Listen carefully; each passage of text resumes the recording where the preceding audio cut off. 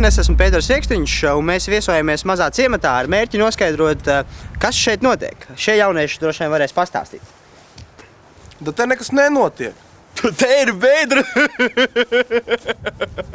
Šādi jaunieši ir katrā ciematā, un viņi tikai dzer alu, urbina degunu, un tik tiešām nekas nenotiek. Un sūkstās par to, ka nekas nenotiek. Jāņem piemērs no tādiem cilvēkiem, kas dara. Latvija ir pietiekoši maza valsts, lai te varētu izdarīt jebko. Un tā Eila Alūksne ir uzrīkojusi tumoru koncertu sev, saviem draugiem un visiem pilsētas iemītniekiem par prieku. Kāpēc tu to darīji? Jo man ļoti patīk grupa Tumors. Vai nebija grūti uzrīkot šādu koncertu? Nē, nebija. Kad viņš notiks? 16. februārī Kultūras namā. Alūksnes Kultūras namā. Protams, kā Alūksnes Kultūras namā.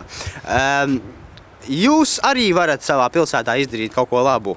Aicināt grupas, rīkojiet pasākumus un jūsu bedra tiks aizbērta. Vai jūs, jaunieši, arī zinat, kas ir jādara?